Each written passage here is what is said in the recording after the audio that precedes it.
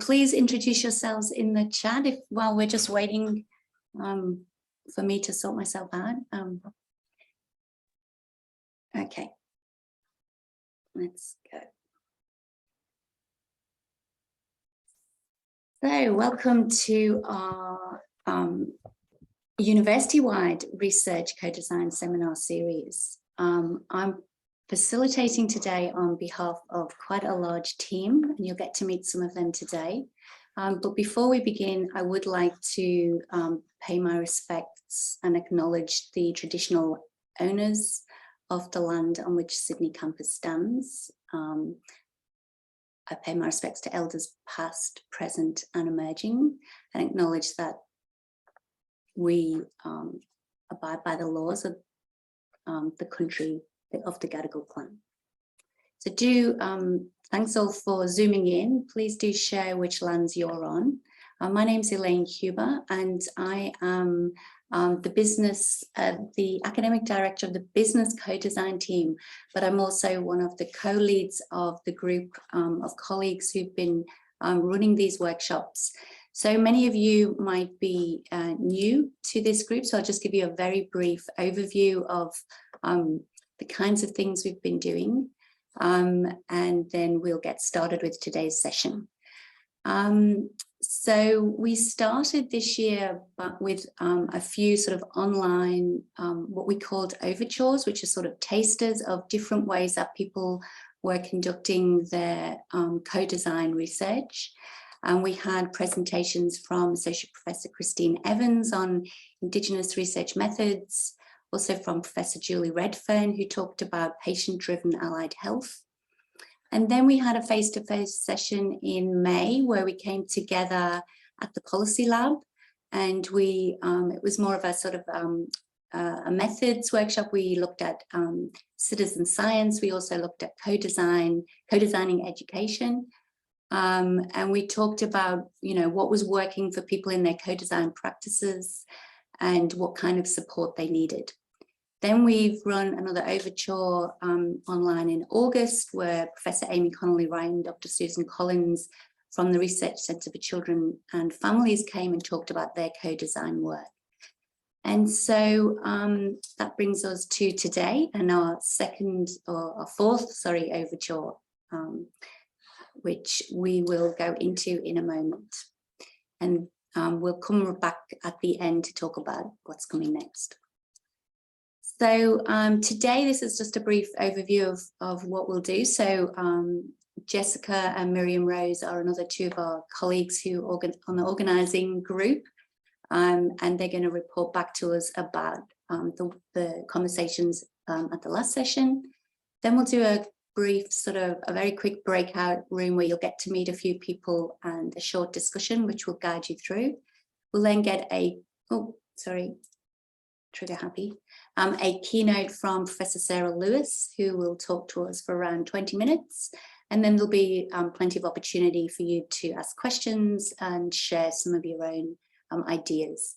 And then we'll finish off the session by talking about how we're going to round off the year. So I think hopefully that's me. Yes, I'll stop sharing and pass it over to Miriam. Thanks, Elaine, and hi, everyone. Great to see some people back and some new faces as well. So as Elaine said, Jess and I are just going to quickly report back on some survey results from the last session. But first up, because we do have some new people joining us, I wanted to just provide a bit of context for what you're going to see now. So what we've tried to do throughout the sessions that Elaine has just described is we've tried to create a discussion with you guys and to hear from you and to be guided by you in terms of what we're exploring and what's important for you in terms of co-design at the uni. So in one example at the May session, we asked the question, how can we support co-design or research co-design in particular at the university? And through that discussion and through some of the activities, we drew out these core learnings. And if you haven't seen these documents before, we'll pop a link in the chat as well so you can have a look. Then what happened was Dr. Leanne Hepburn, who did that great synthesis that you see over there on the left, drew out some more key topics. So she crystallized this down further into 8 key topics and presented to the group a survey and asked the group to rank these topics in terms of priorities for what we focus on going forward.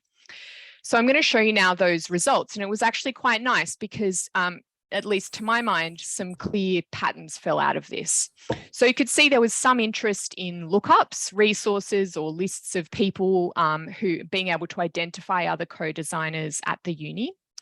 Then next up, we had skill and knowledge building, an interest in training and sharing practice and learnings.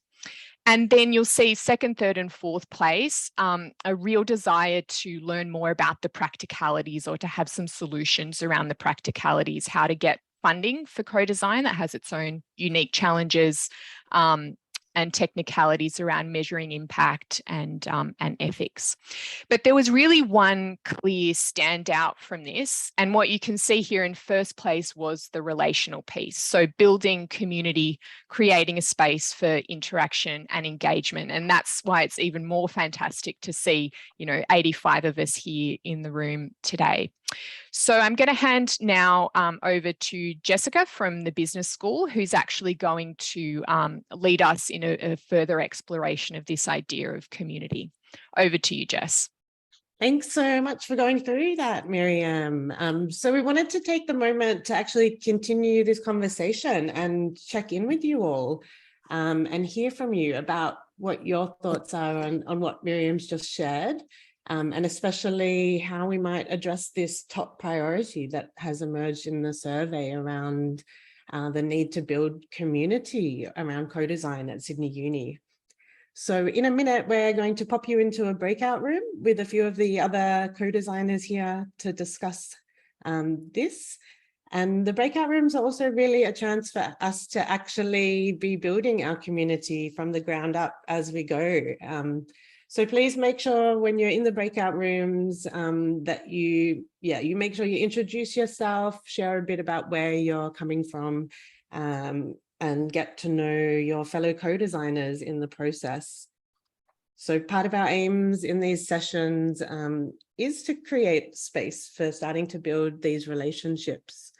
And we think that's important because relationships really are a big part of co-design as an approach. And relationships are also at the heart of the Policy Lab's relational method, which you might have heard of. It's the lab's kind of particular approach or flavor of co-design. So we always try to model this idea of relationality and relational methods, even just in small ways in our events. So making sure there's opportunities for us to connect with each other.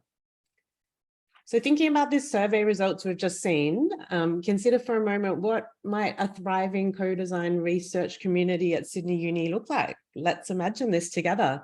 What kinds of interactions and engagement would you expect from that? And what might you actually contribute? So with that in mind, in your breakout rooms, we'd love you each to just share a suggestion or a thought on this question of how we can build the co-design research community at Sydney Uni. So you'll be in the breakouts for 5 minutes, and then we'll come back together and just play back some highlights from what you've discussed for around 5 minutes as well. And we'd love if one member from each breakout room could just document any key points from the discussion in the Padlet. And I think, yes, thank you so much. Elaine's just dropped a link to the Padlet in there. So we'd really appreciate if you can document your discussion there because we can use that to inform the planning of the final event happening in November that you'll hear about more towards the end. Okay, so I'll kindly ask Leanne, I think it is, to please launch the breakout rooms. There'll be 4 of us, 5 minutes. Please introduce yourself and have a chat about this question. How can we build the co-design research community at Sydney Uni? So thanks, Leanne, if you can. Great, that's all the rooms open. I'll stay in the main chat in case anybody's struggling to join their group. Thanks so much, Leanne. So I can see everyone's hopping in. Enjoy your conversations. We'll put a timer on our end. Each other's projects and how it overlapped and how we could contribute. We didn't get to the question. Yeah. No worries. That's great that you got the chance to actually make some connections there and hear about some of each other's interesting projects. So we've closed the rooms. I think everyone's back now into the main space. So I hope you had some good chats and were able to meet some of your fellow co-designers. We've just heard from a few people jumping back in. I can see Karen's popped this in the chat as well, that maybe we needed a little bit more time to actually get to the question of suggestions around building this community, but it sounds like at least the 5 minutes was, you know, laid some ground for you to be able to meet each other and start to get engaged with what we're doing here. I would like to open the floor. I can see we haven't got much in the way in the Padlet yet. Oh, a few things are coming in. Excellent. Thank you so much. So feel free to keep adding onto this Padlet throughout the whole session as we go today. We'll revisit it at the end, as I said, and we can use some of these ideas to help inform our next session. So just trying to keep that feedback loop going and having conversations with participants. So Trent said that you needed 20 minutes and you didn't even get to scratch the surface. Okay, well, it sounds like this could be, you know, in our next face-to-face event, a bit more quality time for these discussions would be really valuable. We did just have a few minutes to hear back. I'm just really keen to hear if anyone from any of the breakout groups would love to unmute themselves and share what they were able to talk about in their groups. Any brave person? Or maybe I can see Patrice has put something cool into the chat. Would you like to speak to that, Patrice? Sure. Hey. Yeah, so the idea was by the way, my name is Patrice Ray. I'm from the School of Geosciences at the Faculty of Science. Welcome. And I'm here, I guess, because I'm developing a VR virtual reality lab in my school, and the thing that occurred to me, this is a fantastic tool, you know, for meetings, and in particular for meetings, regardless of where people are saying are in the world. So distance is no longer an issue. The only thing you need to have is a cheap headset and a fast access to internet. That's a major thing. But then you can organize meetings and reach out to people that normally don't talk to us. And we should perhaps try to think to have an idea marketplace, a marketplace somewhere, perhaps in Myanmar, where we can you know, talk about big issues and inviting, you know, our community to contribute ideas or brainstorming, but as well to try to reach out to people from the broader community. Great, thank you so much, Patrice. That sounds like a really interesting project, and I suppose what you're also pointing to there with mentioning Myanmar is maybe some kind of online space to actually have more sustained connections, and where we can revisit things and track people down that we've talked to. So yeah, that's a great idea and definitely something we could look into. Just another minute or two would be great to have a look at some of these other points coming here. Would anyone else like to speak to what they discussed in their breakout room or what they've added here on Padlet? This one standing out to me, we need to be able to locate ourselves as researchers in the trajectories of our different fields and use this to clarify our aims in engaging with co-design and to connect with people from similar overlapping areas. Did the group who wrote this post want to speak to that a little bit more about locating ourselves as researchers? Claire, Hi. Yes, that was us. And the reason I wrote that is because it did take the whole 5 minutes just to introduce ourselves, because it turns out that if you actually want to be able to discuss an idea with people, you need to know these things about them, and people need to explain those things about themselves in order. It's the calling card of academics, I guess, is to be able to say, actually, I can't just say, oh, I'm Claire from FMH. I have to give you this sense of where and why co-design fits into the research trajectory of my field. And then when that happens, everyone goes, oh, okay, now I get where you are and why I would need to talk to you and why that might be relevant. And now we have a scope. So I just thought, well, that's what we did in 5 minutes, and we didn't avoid it. That was for a reason. So I put it in the Padlet about what it means to create a community of practice. And it means being able to be present in that way. Yeah, that's so beautifully put. Thank you so much, Claire. And yeah, I think the particularities of our different contexts is something really important to bring to any conversation around community. The main sense I'm getting is we've given you a woefully small amount of time to have those conversations. So apologies for that.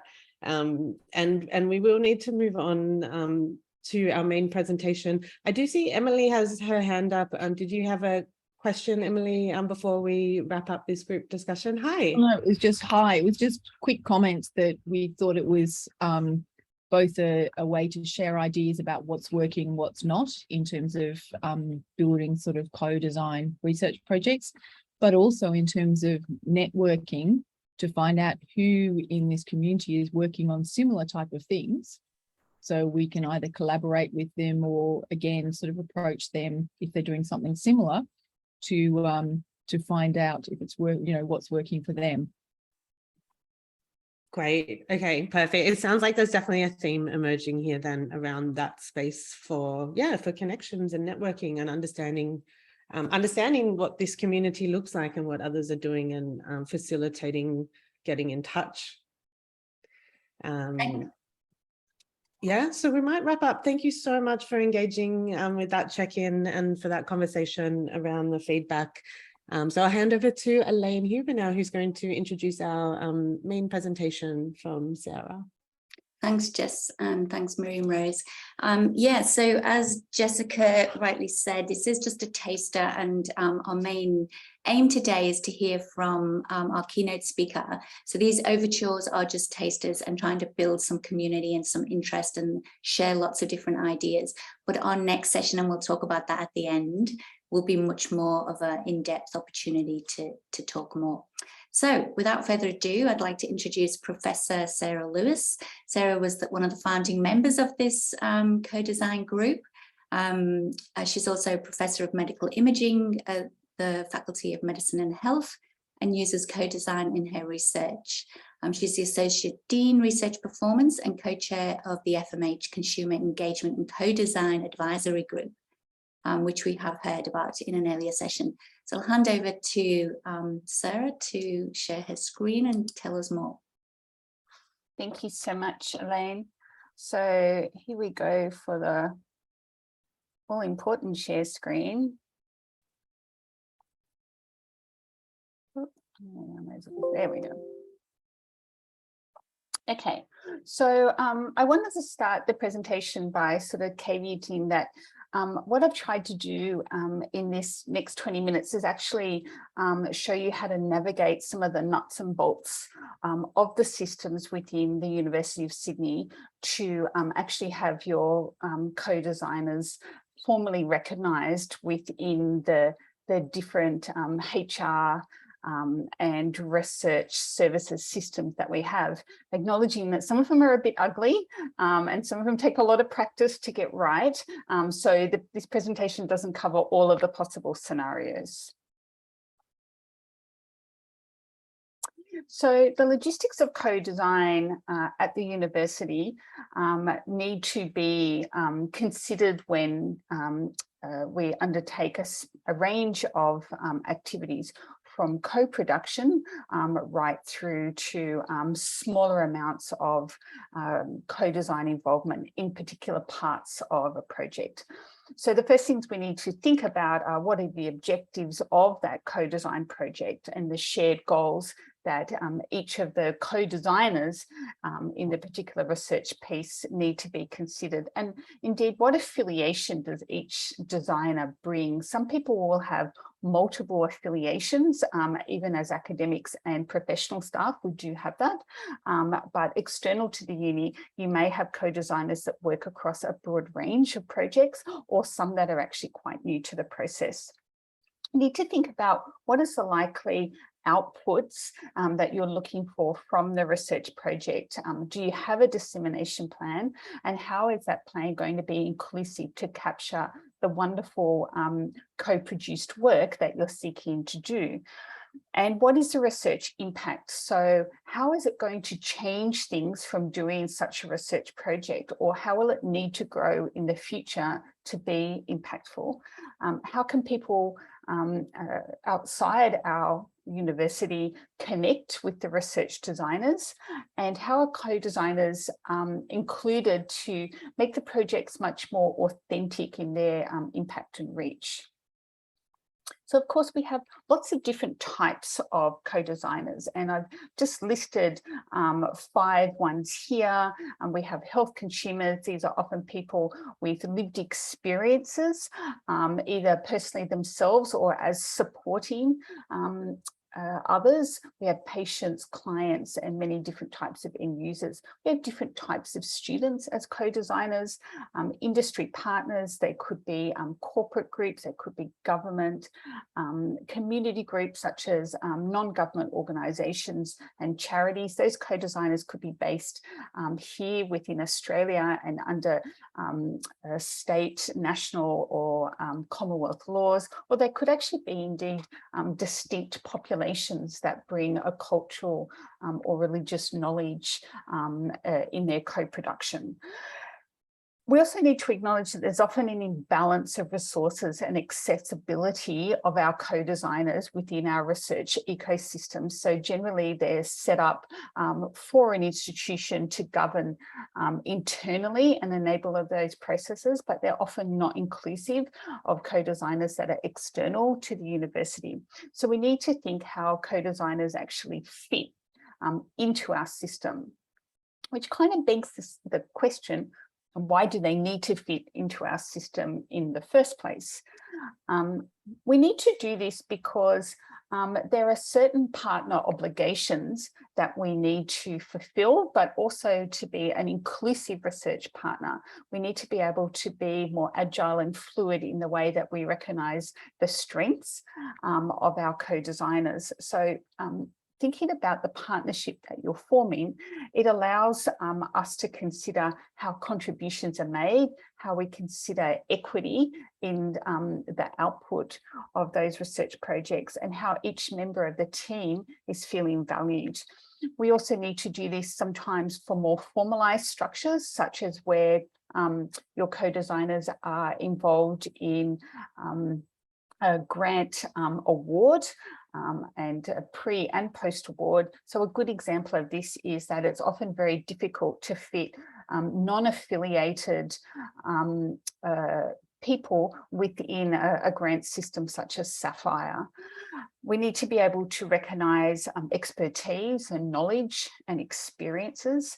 And one of the most important things is we need to think about monetary payment for co-designers. So most of us, naturally would gravitate towards, this is a very, important part of our research project, but it's not always as easy to do this as we want it to be so.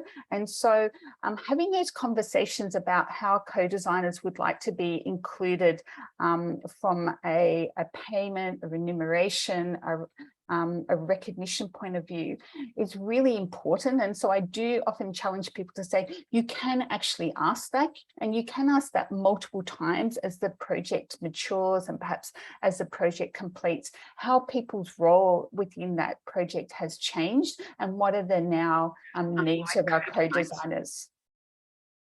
And we also need to think about the protection of both our co-designers and the universities through systems such as the affiliate system, the procurement system, and also around the issue of having co-designers formally recognised within ethics administration systems. So in thinking about that needs analysis for your co-designers, think about the services and the facilities that they will need to access to be valued members of your research project. We need to think about whether our co-designers need specific onboarding and training. And the affiliate policy covers many of these items, such as, do you need to have a discussion around conflicts of interest and confidentiality for your co-designers? Do you need to ensure work health and safety? Do they need ICT or security assistance? How is the record keeping and the reporting lines of your co-design project going to be managed? Do you need to use the university's equipment and facilities, such as the use of a library, the use of databases, and the use of expert services, such as what might be offered like Sydney Informatics Hub? And so I guess the call out here is that acknowledging and establishing the relationship with your co-designers is really important. And the way that the university formally acknowledges this is it says that a co-designer is an individual that performs duties and functions for the university as a non-employee. Now, indeed, some of our co-designers may have an employee status with the university through an associated or different means. We do have lived experience researchers within our university, and they may be joining and co-designing with you as part of that lived experience or not, and bringing something different to that team, where the individual contributes to the research productivity of the university and therefore actually requires access to university systems. And so the role of that individual and the affiliation of them needs to be properly established, and we do this through a series of decision making. So one of the things that I often ask people to think about are how your co-designers, from a really pragmatic approach. So this is a very sort of nuts and bolts navigation type talk from me today, is that how are your co-designers going to be part of your authorship teams or your dissemination teams? And what is the output that you're seeking from your research project? You need to consider how our authors would like to be acknowledged. So many publishing houses or creative works studios and commons will require authors to have an institutional email or affiliation. And we know this because a number of our co-designers say that they feel very locked out of those academic orientated systems when they go to be part of a dissemination of that co-designed work. Another way that this could be addressed is whether you're creating a group or a hub that collectively describes your co-design team. So this may be a way in which affiliates or volunteers at the university can be part of expert advisory groups, which may be very central to your co-design, but they have specific time points within that project where they're really informing and designing, and that will need to be carefully articulated to them. And also for independent researchers, for people that really value their individuality and want to be known as independent contributors, how do really simple barriers like non-institutional email lock these co-designers out of our systems?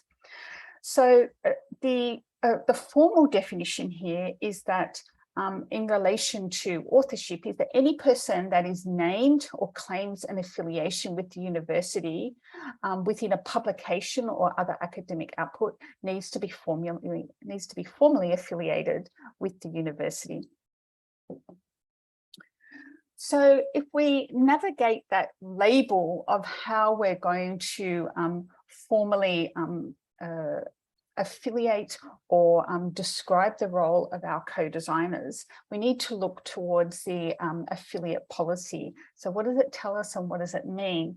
So it's a collective term. It's probably not necessarily the nicest of terms to use semantically. You know, it's not, doesn't feel particularly inclusive or embracive, but it's a term that refers to a very broad range of people. I've just picked out a few sort of in the red here. You see that it collectively refers to people such as those that are honorary appointees, so that have been a part of the university or somehow deeply connected to the university in the past, and they've since left the formal working boundaries of the university.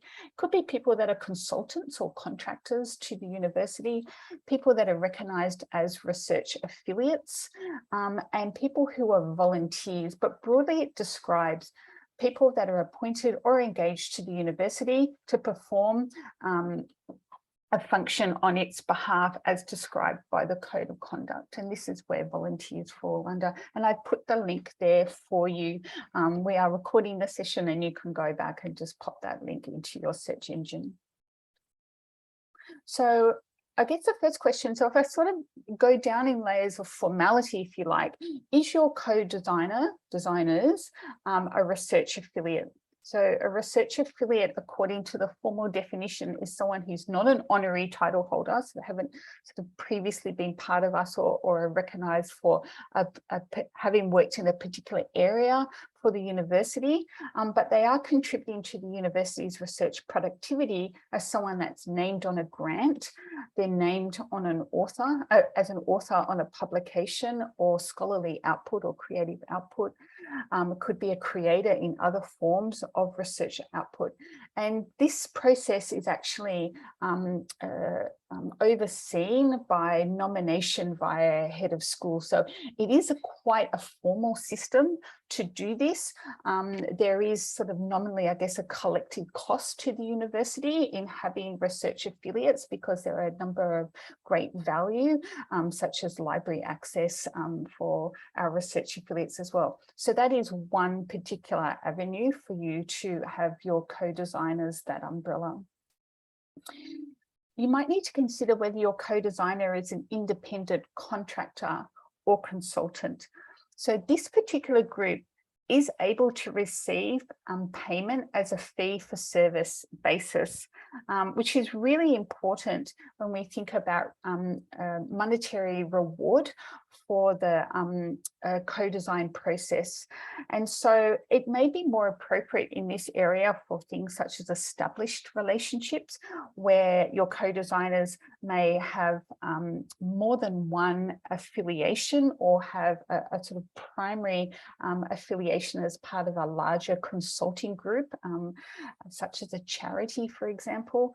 And of course, independent contractors can be affiliates. So affiliates kind of sits as that broad name that we give to potential co-designers, and then underneath that, that's where our independent contractors and consultants are, and there's the policy there.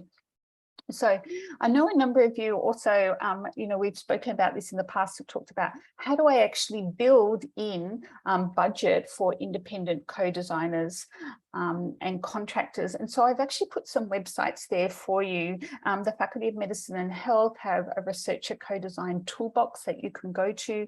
Sydney Health Partners is a very good resource under their community and consumer involvement resources. They have a number of different groups who describe this process and give approximate amounts for co-designers to be paid. And there's a couple more links for you as well. And you may find one of those actually suits your needs or speaks to you in the voice that you need to incorporate that into your co-design planning. And the third main group here is around volunteers. So say volunteers are described as willing participants to the university's activities without receiving a payment. Now, I know that we often think as volunteers of people that actually are recruited for particular different types of research studies. Here in this sense, we're actually talking about the university's definition of a volunteer. So these are people who participate in our activities, and there could be a broad range of those. So this could be people that are participating in research projects primarily. They may be undertaking a research experience type of activity related to the process of research, and they may be included in things such as focus groups. So they are considered an affiliate. It does come under that broader range there, but they don't officially receive a title, and they get a volunteer template letter, and you can actually download that. If you go to the ServiceNow link, it tells you how to create a volunteer appointment letter, and I've just done one for you just to sort of show the types of fields that you need to be considering. So it talks about, so the wording of the volunteer letter, it says, you know, we're pleased to confirm your participation in, and you can see in the red here, I've put in young parents and home reading. Okay, as a volunteer, you're recognized as, and I've underlined the word affiliate because this is how we're going to broadly capture our co-designs. The letter acknowledges affiliation with a faculty and then a school, or as appropriate, a faculty in a center. Could be just a school, and then insert what that role is going to be, and the time and the end date. So affiliates do receive an email address. So this is a really great way to make sure that they're included in outputs of that research, but also some of those funding speed humps that I spoke about earlier. And it does talk about affiliates perform work on a voluntary basis. So you're not entitled to that formal contract of salary or payment from the university, but there are other ways that you can recognize that work. So what I'm going to do is just show you sort of 3 quick scenarios here that I put together. And once again, please be mindful that, you know, I haven't been able to capture everything, but let's just have a little chat about Mary. So Mary began her association with the university as a consumer experience, having a lived experience of being a breast cancer patient, and she was appointed through the Breast Cancer Network Australia seat at the table process. Breast Cancer Network Australia is a registered charity, and they assist with connecting consumer representatives to projects. So Mary was initially a volunteer for research purposes, because the BCNA considers that it only provides people with connection on when they consider themselves to be a volunteer to the project. And so Mary was initially doing this perspectives of research direction and consumer views, but her role changed after a couple of years with the university. She was asked and also proposed to be more engaged in research design, in new grants, publication, and even undertake some field work. So in this process, Mary began at the university under volunteer agreement. So she was an affiliate and a volunteer, and then that status was changed to being an independent contractor, which allowed Mary to be paid for the co-design work that she does. In Mary's case, she actually undertakes co-design with a number of other institutions as well. So this meant that we could appropriately pay her, and we could also consider the issue of insurance. Because she was being paid, it meant that that volunteer status is sometimes negated. And so by being going through the UniBuy system, we were able to pay her, and she could assert her rights to work cover. And it also meant that she could be included as an affiliate for publication purposes. Let's have a quick look at the case study of Ahmed. Ahmed is part of a community organisation that helps the homeless, and Ahmed has been homeless on a number of occasions. So Ahmed's become a co-designer with researchers from the University of Sydney looking at sustainable housing design, and he would like to receive some recognition as being a co-designer, but he doesn't enjoy, many of us do not, engaging with the university's affiliate process. So how can we recognise Ahmed?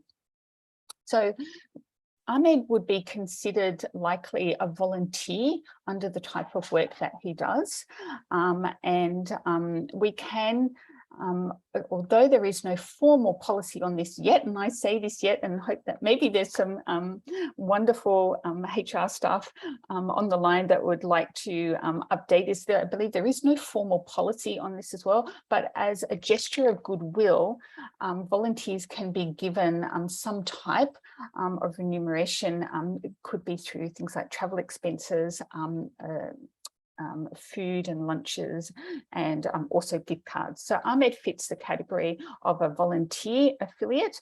And one of the things you would like to need to ask Ahmed is, would he like to be on publications and presentations? And how can you help Ahmed have access to inclusive publication and presentation meetings? We need to think about how our co-designers have access to things such as computers and things like that, and contact mechanisms.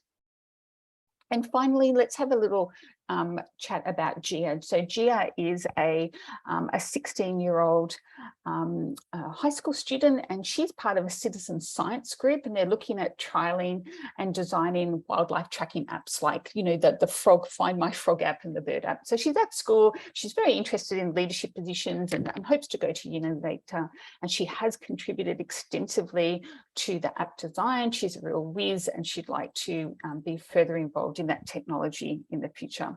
So Gia and her friends are really enjoying being part of a youth advisory group, and so how can Gia be recognised? So under this type of scenario, Gia would be likely a volunteer affiliate, and she can be paid through things such as gift cards, and also think about other ways that she might like to be recognised, such as reimbursement for travel, the provision of food. And we do know that a lot of our co-designers are quite clear that they would not like to be paid or receive payment. So I think it's really important that we say that, in that for some people, they do not wish, this is their distinct wish not to have this. But a good way that some really good examples we see is where people are given a letter of recognition and acknowledgement. And in this case, having that sort of formalization of being a young leader, contributing to a group approach is a wonderful way that Gia can be involved and boost her leadership profile, and also for publishing. And one of the things you might like to think about Gia is whether her co-design role may change in the future, because here we've introduced the type of scenario which is around intellectual property. And in the future, would this type of scenario become more complex, and would her role indeed change? So as a final slide, my best advice is really to seek advice. You know, today I'm presenting a sort of wayfinding, if you like, through some fairly complex systems, but seek advice and check early and check often with professional staff, our academic staff, but your co-designers, because their roles may change, their circumstances may change. And in many ways, we're trying to set up co-design partnerships for a longer term view of really establishing great stakeholder involvement within our university. Try and reduce barriers to co-design engagement. I spoke about the case there of Ahmed, about whether he would be able to make sure he has inclusive means to be involved in things such as publication, and really have those conversations early about how people would like to be recognised for their co-design. It's incredibly important for many of our groups, and continue to seek best practice readings and mechanisms for doing that. So Elaine, with that very last slide, it's back to you. Thanks so much, Sarah, and for giving us lots of fruitful pieces of information to digest and to really help us think about our processes. We do have some time for questions. Does anyone have any burning questions or any of the scenarios that Sarah presented that have raised further questions in your mind? I did see there was one in the chat about GIA. So if GIA I think somebody asked if Victoria, if GIA needed to be an affiliate, sorry, does she need to be an affiliate to get that letter of recognition? Good question. I don't know if you know, Sarah. Yeah. As recording GIA as a volunteer, she's already an affiliate. So she would have that formal letter of her role, but I believe that research groups can also produce their own letter of acknowledgement of the particular types of roles that she's doing, in the same way that we would do that for many other organisations that might be presenters or are involved in seminars across our collective works. Victoria, did you want to follow up? I do. Thanks, Sarah. That's an amazing presentation. I'm currently doing a DECRA with some co-researchers in schools, both students and teachers. And I haven't actually formally made any arrangements, no letters, no volunteer kind of forms or affiliates or anything like that. And I was wondering if you could just, because, you know, what I've found is it's particularly difficult, especially working with young people, to navigate a lot of these systems. And there's a lot of reluctance, I think, sometimes from university people, and a lot of uncertainty as well about how to proceed with these situations. So basically, we've got a very kind of informal relationship that has been ethically approved. Don't want to freak anyone out, but I think I just worry that it has to be formal like this, and do I need to kind of go through those steps? So if you could just maybe clarify whether it's compulsory or whether you would recommend it or those kind of things. I think it might be about the depth and extent of that co-design process. So I think your question initially seemed to be more related to having people involved as sort of co-designers, but then I felt like you were sort of that was sort of morphing a little bit to people that may actually be sort of participants within your research project and are actually supplying, I guess, lived experiences as a participant in that project, which is where they would be covered under an ethics type HATREC approval. So I think it's about establishing whether they consider themselves as co-designers within your research project, or are they contributors as participants in a lived experience component. But again, I would, have a good look at that affiliate process and see whether you feel like it's starting to make sense that these people within your project actually align more with that policy. Yeah. Ainsley, would you like to ask? Yeah, hi. I just wanted to share a quick experience. I think it probably is one of these things that goes without saying, but I'm just going to say it, which is that if people that you're co-designing with already have a substantive affiliation elsewhere, then I don't personally see any need at all to give them something at the University of Sydney unless it turns out that they actually require it. So I have patient carer co-investigators in a new grant that I'm just getting started, but they already have an organisation that they work with and speak on behalf of. And rather than paying them as individuals, I'm diverting some of the direct costs of the budget to their organisation so they can in turn hire people to do research, and we'll be mentoring them through that process and collaborating with them. So just, I mean, it feels so obvious to say, but it just didn't quite come out in what you were saying, Sarah. So I wanted to make sure that that as a pathway is appropriate. Yeah, I think, Ainsley, that's more of your sort of formal collaboration, if you like, as part of an agreement around a very large sort of project, it sounds like. So of course we have collaborators who are co-designers within our research. I guess today's presentation was a little bit more based around the informalities of co-design and perhaps some new relationships that you're building, particularly around that sort of less formal structure of how people may be coming to the university to contribute. Yeah. But thank you so much for that. No, that's useful clarification for me too, because I think the boundaries are really leaky here and not particularly well defined either. We're sort of making it up as we go in some ways, or at least I am. But I also think, for me at least, it was really motivated by testimony I heard from the people I've ended up involving, which was, we are really sick of being on everybody's advisory committees and being basically, you know, thank you very much for all this awesome stuff you've given us. We're now going to go off into the sunset with our millions of dollars and all our publications. And we're not going to involve you any further now that you've helped us get our grant. So I wanted to just from the get-go set the tone that they were genuinely going to come with us in the project. So, and now we're doing it. So watch this space. So got a few years to see if it works or not. Thank you, Ainsley. I am conscious of the time. I think if people want to stay around, we're happy to answer a few more questions. Do you have time, Sarah? Yes, of course. Yes. But for those of you who can't, yeah, please, from all of the team who've put the session together today, thank you very much for coming along. And we will be doing our final, will be a face-to-face in November, and we will send out a link plus recordings and PowerPoints and everything. So we will hopefully see you again soon if you have to leave right now. But Sarah, over to you. Do you have a question?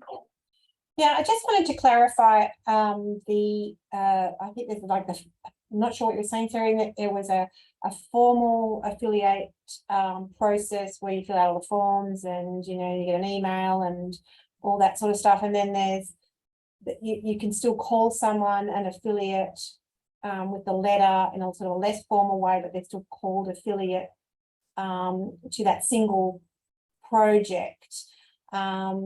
That was sort of my first question. Is that there's two things that you can still, you just send that letter out to somebody who's agreed to participate in co-design of a project.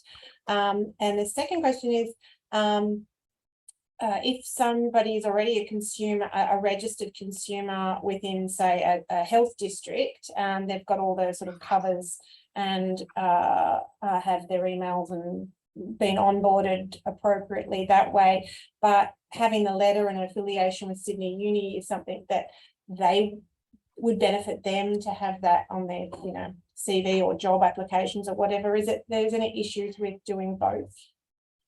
No, I don't think there's any issue with doing both. I think it's really about having that conversation with your co-designers about what their expectations and their wishes are, and recognizing that that may change throughout the project. So today's presentation was more sort of coming from, I guess, the point of view that a number of our co-designers may or may not have experience in this area. They may be part of another group, but be quite new to the university setting. So we know that for a number of our lived experience health consumers, they may have been involved at a local health district or primary healthcare level, but they haven't actually been sort of co-designers within research projects as well, per se, at a sort of academic institution. So from that point of view, they may want to have that affiliate, it may be appropriate for them to have that affiliate status as a volunteer or whatever is the best way to acknowledge them, because their experiences that they're providing in a different setting are indeed within a different context. So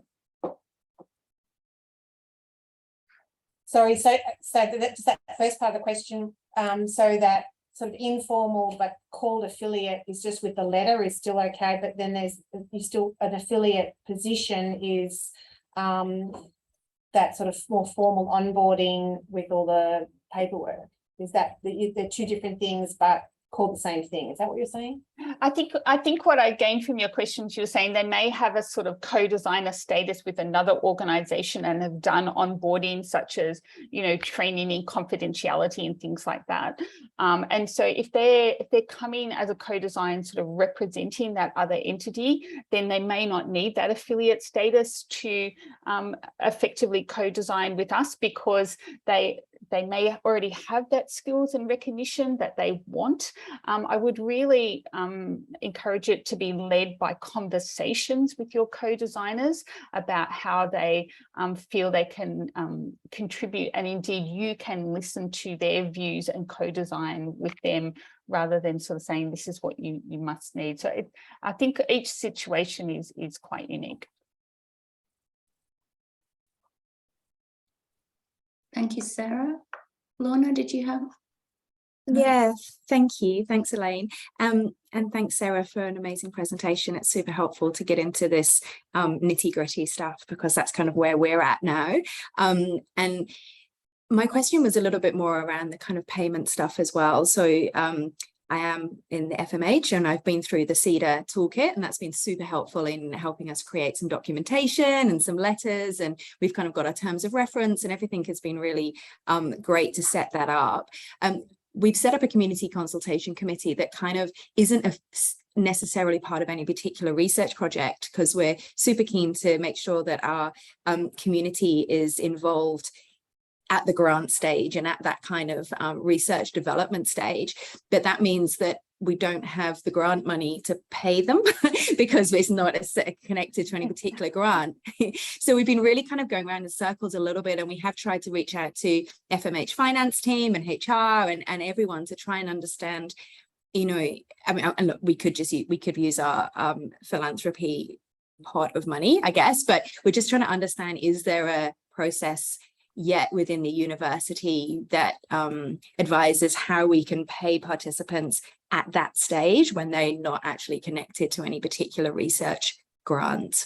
Yeah, I'm not aware of any sort of central pot of money that you can apply to, and each faculty operates slightly different. So each faculty, school or centre will have its own budget, which may or may not contain some money for that.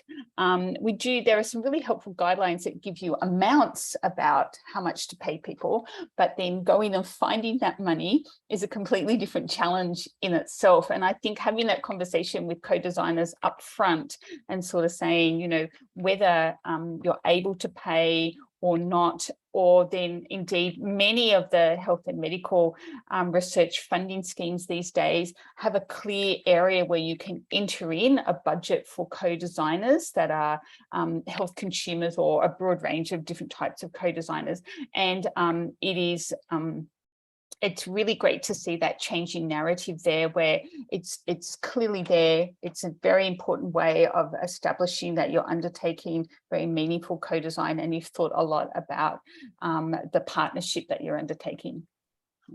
Can I also add to that? I think it doesn't help for the very first time, but I think when you apply for a grant, put it in for the application to the next, do you know what I mean? So you say, when we write our next grant, which will be a bigger one, we need this much money to have our co-design partners involved in that. And so, yeah, it doesn't help at the very beginning, but maybe future. Yeah, thank you both. And I think it's just representative of the fact that this is also new, that we're kind of, like the previous speaker said, we're kind of making it up as we go along, but I'm sure we'll get there in terms of policies eventually. Thank you. Thank you. Well, thank you everyone for hanging on in there. It was lovely to see you all, even though you only got a short chance to speak. We hope if you can come along to our final session this year, there'll be much more opportunities for networking as well. So thanks again to our speakers, Sarah, and all of the team for putting this together. Thank you. Bye-bye. Bye.